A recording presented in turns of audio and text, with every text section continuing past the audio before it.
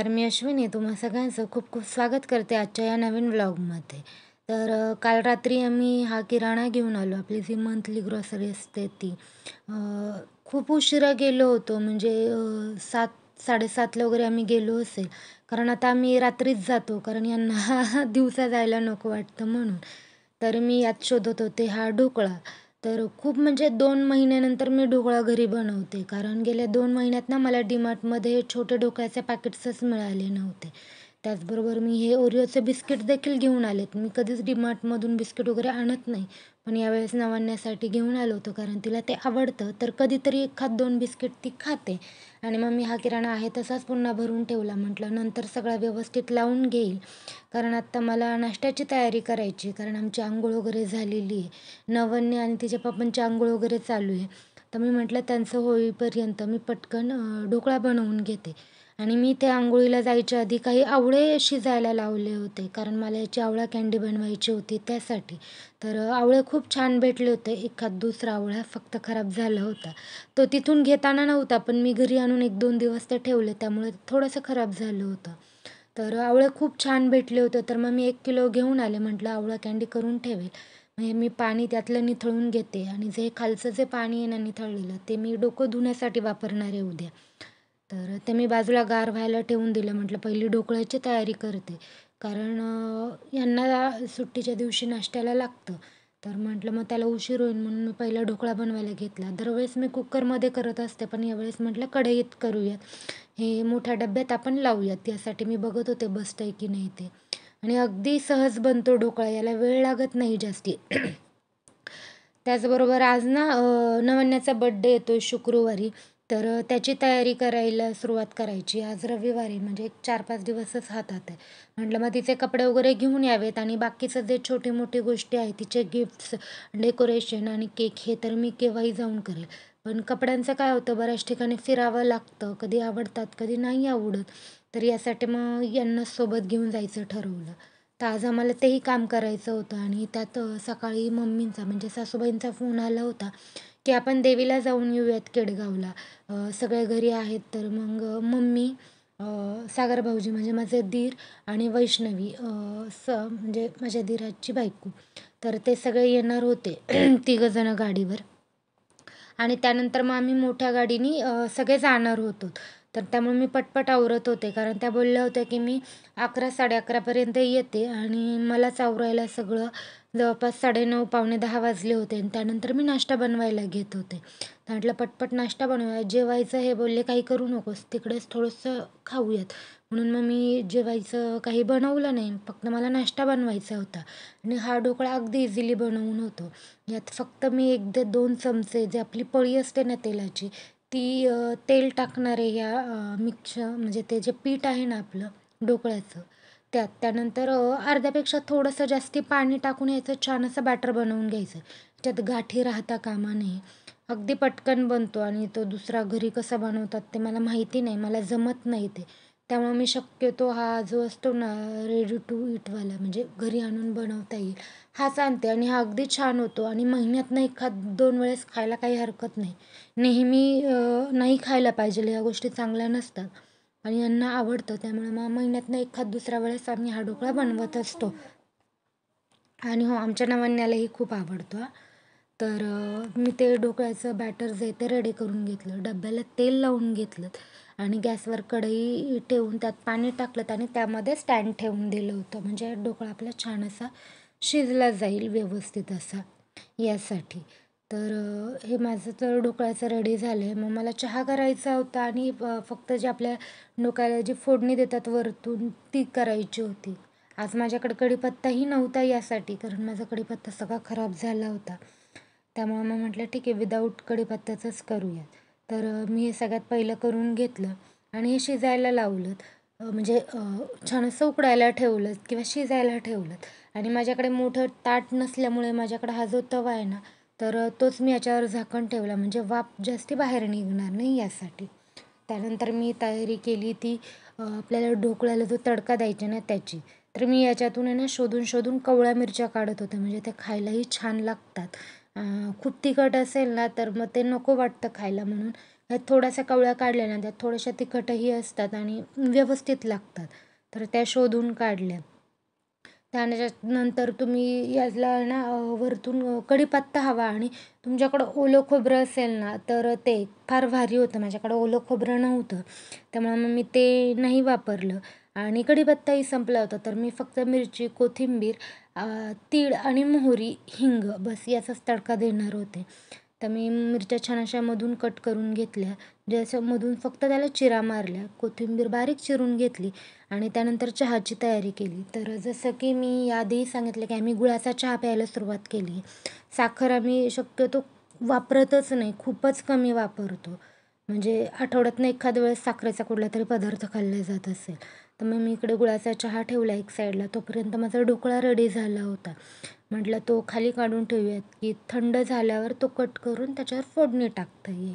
यासाठी मी ते काढून घेतलं. तसा मी गॅस तर 1-2 मिनटं झाले आधीच बंद केला होता चहा टाकायच्या वेळेसच.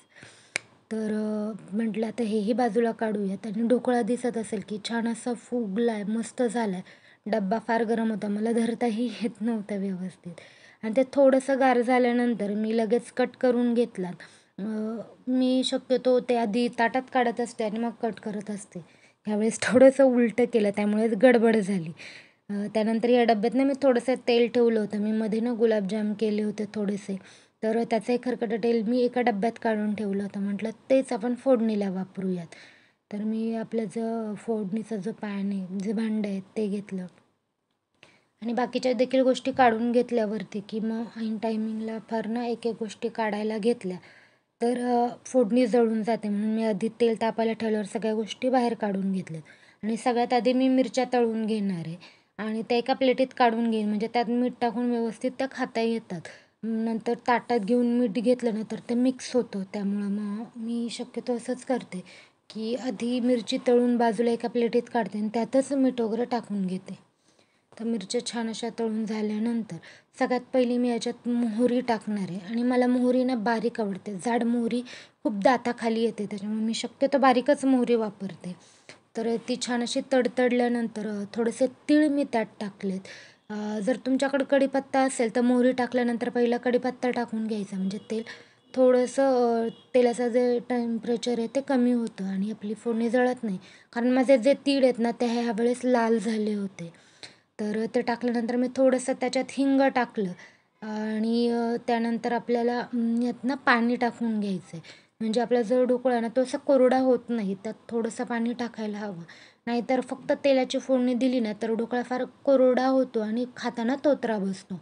त्यामुळे मग मी याच्यात पाणीही टाकून घेतलं आणि छान अशी फोडणी सगळीकडे आपल्याला याच्यात टाकून घ्यायची आहे. प्रत्येक एका पीसवर व्यवस्थित असं ते पाणी आणि फोडणी पडली पाहिजे. त्यानंतर कोथिंबीर देखील टाकून घेतली, छान अशी भुरभुरवली, अगदी बारीक चिरली होती मी. तुम्ही ते पाहू शकता. माझा मस्त असा ढोकळा जो आहे ना तो रेडी झाला आहे. त्यानंतर आम्ही नाश्ता वगैरे केला, मी भांडे वगैरे घासले.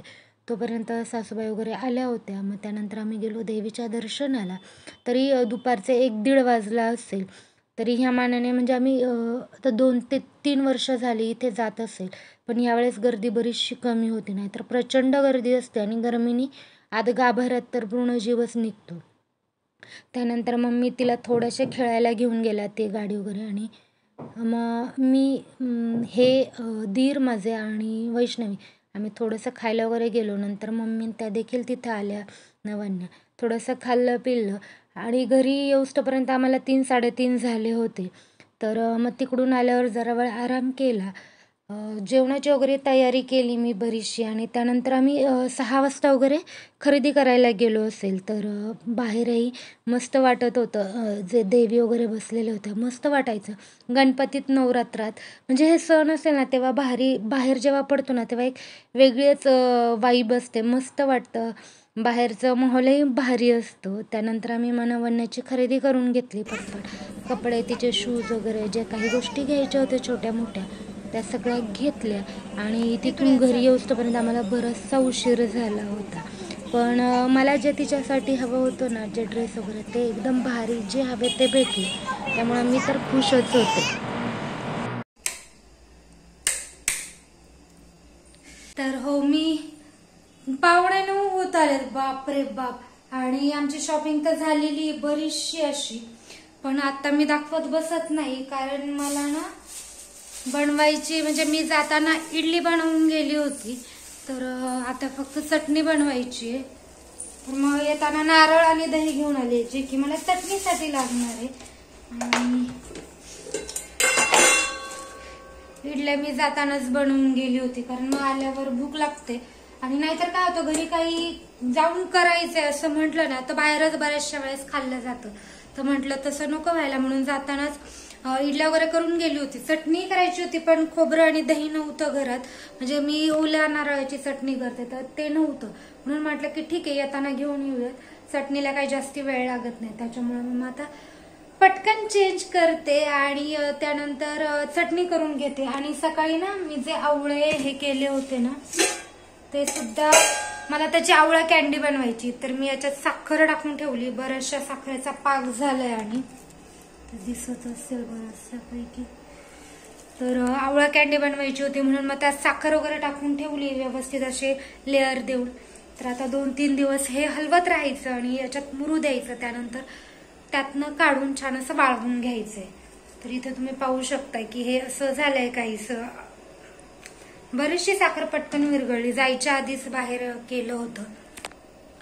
तर खूप म्हणजे खूप दिवसांनी मी आज ब्लॉग केला, तर असा होता आजचा माझा छोटासा ब्लॉग. मी काय काय खरेदी केली आहे नवन्याच्या बर्थडेसाठी ते उद्याच्या किंवा परवाच्या ब्लॉग मध्ये दाखवेल. फक्त तिचे आज ड्रेस वगैरेच आणले, बाकीचे अजून बऱ्याचशा गोष्टी आहेत ज्या तिला छोटे छोटे गिफ्ट्स वगैरे घ्यायचे, तर ते देखील आणायचे. आणि डेकोरेशन तर फार जास्ती काही करायचं नाही, अगदी थोडेसे बलून वगैरे लावेल कारण तेवढा वेळ नाही होत. जर डेकोरेशन वगैरे करायचं असेल तर दुपारपासून करावं लागतं, पण बर्थडेचा थोडासा वेगळा प्लॅन आहे त्यामुळे फारसा वेळ मिळणार नाहीये. तर पाहूयात कसं होतंय ते. तर मी जे काही आणलंय ते उद्याच्या व्लॉग मध्ये तुमच्यासोबत शेअर करेलच की मी काय काय घेऊन आली आहे. पण आत्ताचा हा जो व्लॉग आहे छोटासा तो मी इथेच थांबवते. आपण भेटूया तशाच एका नवीन व्हिडिओ सोबत. तोपर्यंत आनंदी राहत, खुश राहत आणि स्वतःची खूप सारी काळजी घ्या.